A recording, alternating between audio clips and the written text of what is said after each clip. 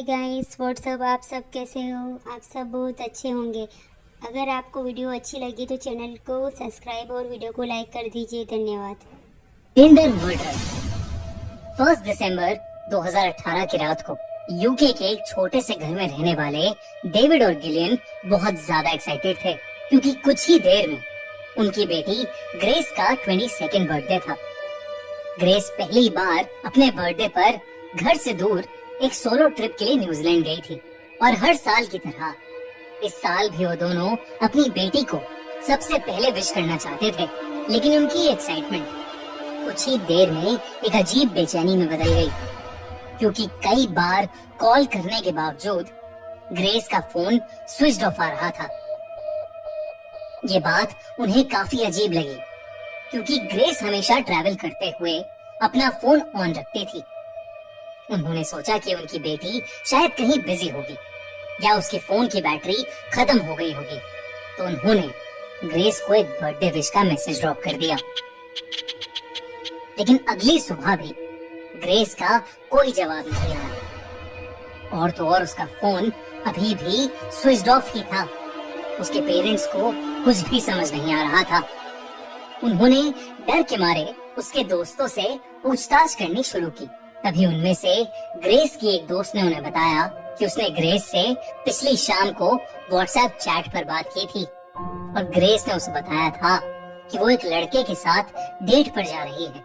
2 दिन बीत गए लेकिन कई कोशिशों के बावजूद ग्रेस के पेरेंट्स को उसकी कोई खबर नहीं मिली, सिवाय इसके कि वो गायब होने से पहले एक लड़के के साथ डेट पर गई थी। घबराए हुए डेविड और गिलियन ने न्यूजीलैंड पुलिस को अपनी बेटी ग्रेस के मिसिंग होने के बारे में इन्फॉर्म कर दिया।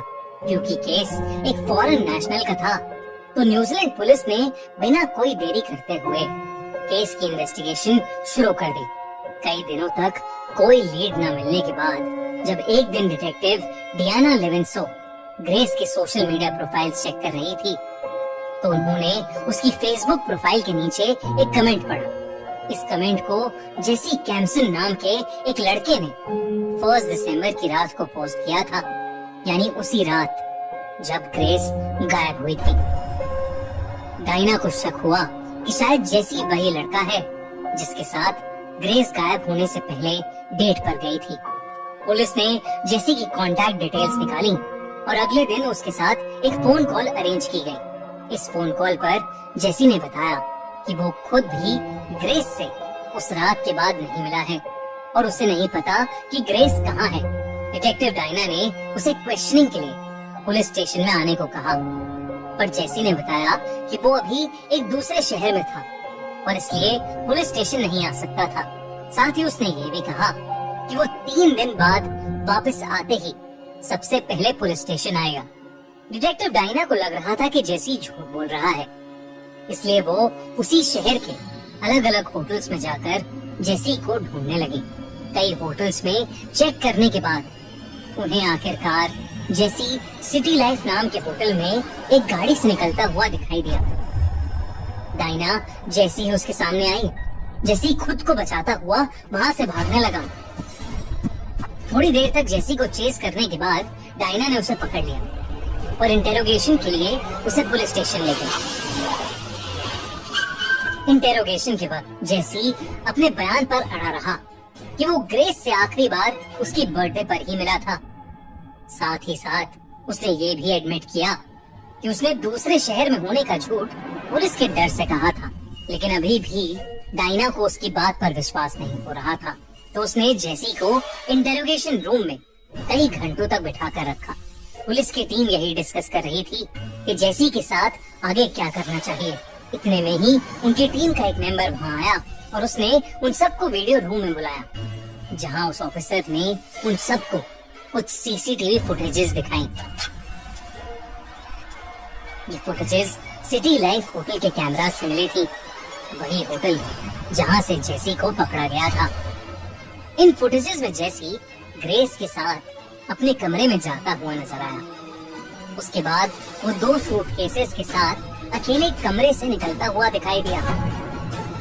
कुछ ही देर बाद वो दोबारा रूम में गया लेकिन इस बार एक कारपेट क्लीनिंग मशीन और एक फावड़े के साथ। ये सारी फुटेजेस देखकर पुलिस को यकीन हो गया था कि ग्रेस के गायब होने में जेसी का ही हाथ था और उन्होंने उन सीसीटीवी फुटेजेस के साथ जेसी को कन्फ्रंट किया।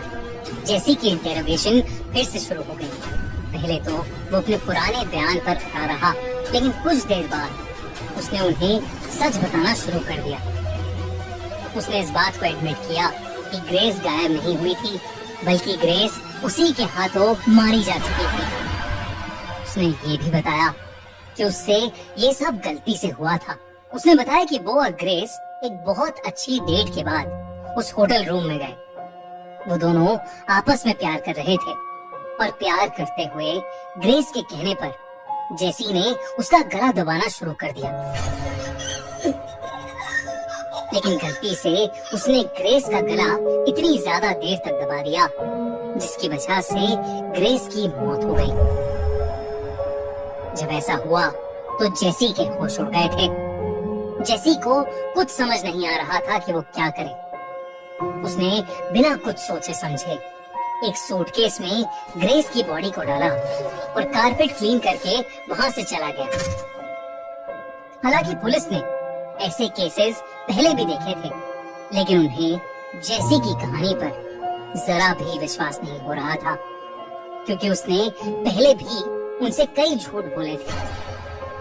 तो उन्होंने जेसी को पुलिस स्टेशन में ही रखा और अपनी इन्वेस्टिगेशन जारी रखी। उन्होंने उसका फोन चेक किया, जहां उन्हें एक डेटिंग ऐप की चैट मिली, जिसमें जेसी ने ग्रेस की मौत के अगले दिन ही एक लड़की के साथ दोपहर को एक डेट फिक्स की थी। जेसी की इंटरनेट सर्च भी बेहद घिनौनी और डिस्टर्बिंग थी और उससे पुलिस को एक चीज समझ में आ गई कि जेसी एक बहुत ही ट्विस्टेड सा लड़का था।